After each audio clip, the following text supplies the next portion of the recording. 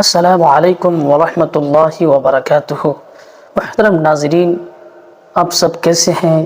امید ہے آپ سب خیریت سے ہوں گے۔ میرے آقا صلی اللہ علیہ وسلم کو کیا علم غیب ہے؟ آئیے بخاری شریف سے ایک حدیث اور علم غیب پر جواب کی دلیل سماعت کرتے ہیں۔ چنانچہ بخاری شریف کتاب المغازی حدیث نمبر 4262 کے اندر ہے، عن انس قال نعى النبي صلى الله عليه وسلم زيدا وجعفرا وابن رواحة للناس قبل أن يأتيهم خبرهم، فقال أخذ الراية زيد فأصيبه، ثم أخذ جعفر فأصيبه، ثم أخذ ابن رواحة فأصيبه وعيناه تذرفان، فقال أخذ الراية سيف من سيوف الله حتى فتح الله عليهم۔ محترم ناظرین، اس حدیث پاک کا مفہوم کچھ یوں بنتا ہے۔ حضرت سیدنا انس رضی اللہ عنہ اس حدیث پاک کے راوی ہیں۔ وہ کہتے ہیں جب جنگ موتا کا واقعہ پیش آیا تو اس وقت حضرت سیدنا زید، حضرت سیدنا جعفر، حضرت سیدنا ابن رواحہ رضی اللہ تعالی عنہ کو بھیجا، اس جنگ کے لیے بھیجے تھے۔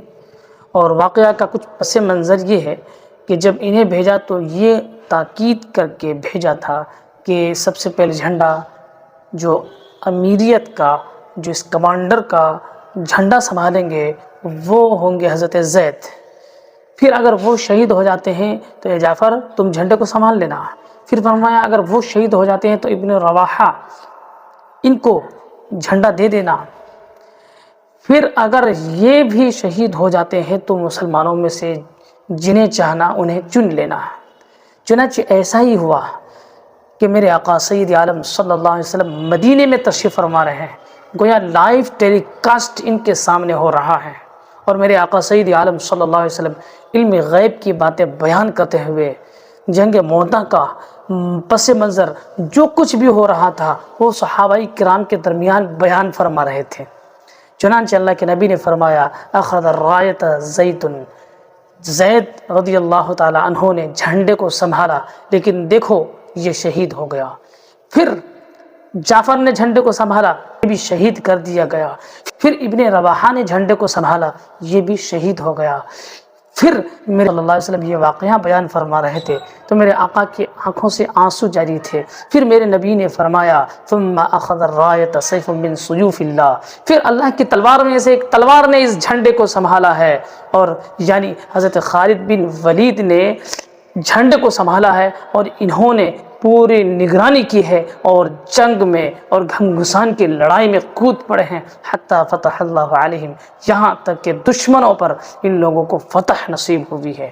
چنانچہ ایسا ہی ہوا جب یہ جنگ فتح ہو گئی اور وہاں سے فتح کی خوشخبری دینے کے لیے مدینہ شریف وہاں کے لوگ آئے تو جس طرح سے میرے نبی نے فرمایا تھا پہلے یہ شہید ہوئے، یہ پھر شہید ہوئے، پھر سیف من سیف اللہ خالد بن ولید نے جھنڈے کو سنبھالا ہے، رب نے پھر فتح عطا فرما دی۔ تو سیم سارا واقعہ میرے آقا نے جو مدینے میں بیان کیا تھا وہی خبری نے آ کر، خبر دینے ہونے والے نے آ کر، قاصد نے آ کر بیان فرمایا۔ اس سے صاف پتہ چلتا ہے میرے نبی کے علم غیب میں کلام کرنے والوں، میرے نبی کو سب کچھ پتہ ہوتا ہے، وقت وقت پر بیان کرتے ہیں اور ہزاروں بار بیان فرماتے ہیں۔